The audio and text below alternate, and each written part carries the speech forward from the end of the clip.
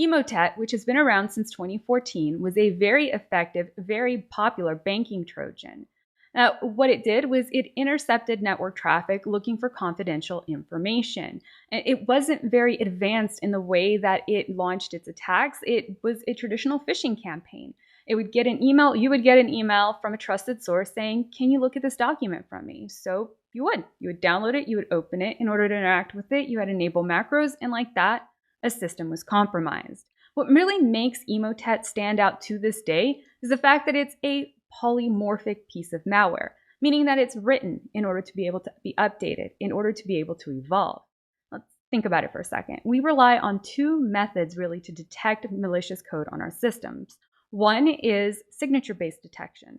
Well, all I have to do is change one character and I change the hash, I change the signature. That's not very difficult. And in polymorphic malware, that's its nature. And I promise that attackers are doing a lot more than just changing one character.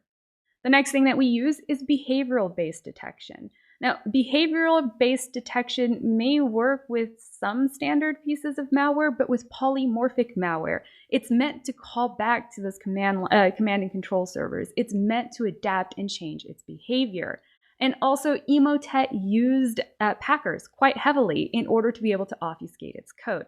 Now, all of this we can see clearly in 2016 with a new variant of Emotet that researchers found. This variant changed Emotet from being a banking Trojan to infiltrating and infecting systems and turning them into a botnet. Now, the group behind Emotet is referred to as the Emotet group, and they went a little different here. What they did was they actually leased out this botnet for others to be able to use their attacks. So it could do anything from spyware to ransomware. One thing though is that I keep hearing it referred to as like malware as a service or crime as a service. And honestly, I think it's just kind of like an advanced version of infrastructure as a service, but that's neither here nor there. As you can imagine, this success of this campaign really drew the attention of authorities who had their big break with the change of a Dutch law that enabled them to attack back. So they were able to get into the command and control servers for Emotet, and they launched their own payload. What this payload did was it cleared Emotet from infected systems.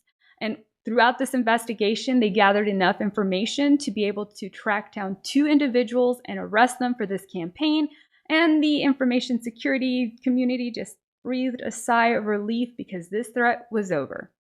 This moment didn't last nearly long enough because within a few months, they began to see another variant of Emotet out there. The code base between the new variant and the old were similar enough that authorities believed that there must have been some access to that original code base that the new attackers have. However, of course, we saw evolution again here within this new Emotet variant.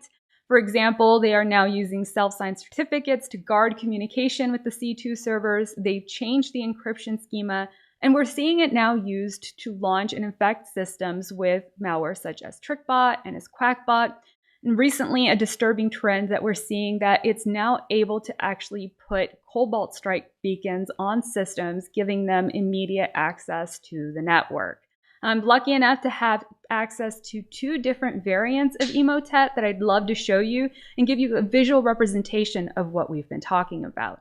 Now, this is the first example that I wanted to show you, and I think this is a very clear way to see when I talk about other malware, other code being brought in. For example, we see that 36.5% shared code base with Emotet, but we also see other functionalities, for example, Kpot Stealer being brought in. Just in case you don't know, Kpot Stealer is a malware that's focused on exfiltrating account information and other data from web browsers. And we see there let me get my mouse here. You can see here the Packer technology, the Packer being brought in to help obfuscate that code as well. And we can also gather other information, for example, related samples. Now here I have a sample in which 173 genes are shared. I'm going to guess that that's going to be a very close code base. So I can open that up and what do you know? It's a version of Emotet. This is some of the ways that by looking at the code base, we can really definitely identify those new variants of malware as they're adapting and changing. But before we go too far down the rabbit hole, let me go back to the original version we were looking at. I'm You can take a look at the code to be able to analyze, what part of this code is being shared and coming from Emotet, what part of this code is coming from KPOT Stealer, or perhaps other malicious libraries that we should be looking to in our investigation. We can also look at the strings. Here we're seeing the strings specifically related to others that we've seen within other Emotet versions. Interesting, here's a string that can be seen within Juicy Potato. We could look at related samples for that. All of these can be very beneficial within our investigation. And then under capabilities, here comes in that defensive evasion of software packing that we were discussing Emotet using as one of the ways to bypass our detection. And I'd actually like to jump over really quick to our indicators of compromise and point this URL specifically out, because it's one that I have seen several times when looking at different variants of Emotet.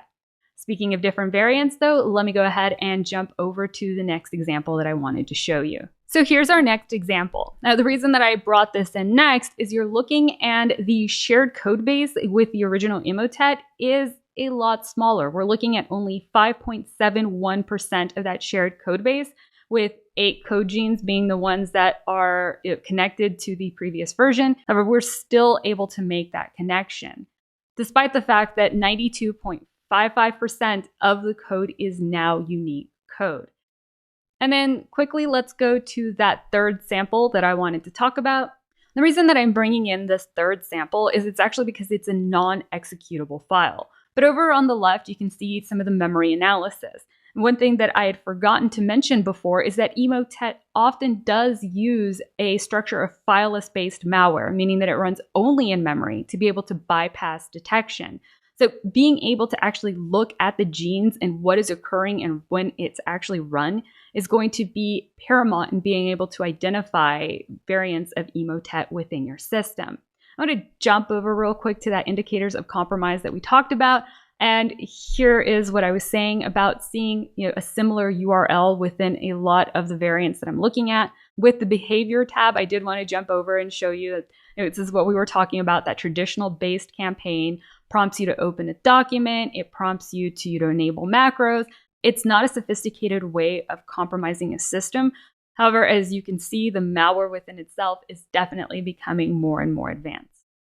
Now, I can't just tell you all of this and not give you any solutions.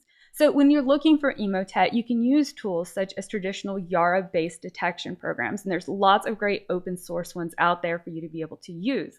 I do give you that word of caution though, as we've talked about, these are hard to maintain and keep up with all of these evolutions and changes that we're seeing. Of course, you're welcome to come over and use Inazur Analyze's Community Edition in order to scan your systems or in order to look over documents, upload them, make sure that they're safe before they're being used. And the biggest piece of advice for you I have is, of course, education. At this point, with everything that we know, there's absolutely no reason that the users within your company should not know that they shouldn't enable macros within a document, even if it comes from a trusted source. They really is the biggest thing that we can do in order to protect our company is to not only, display caution on our end and our scanning and our detection, but actually impart that to the others in our company.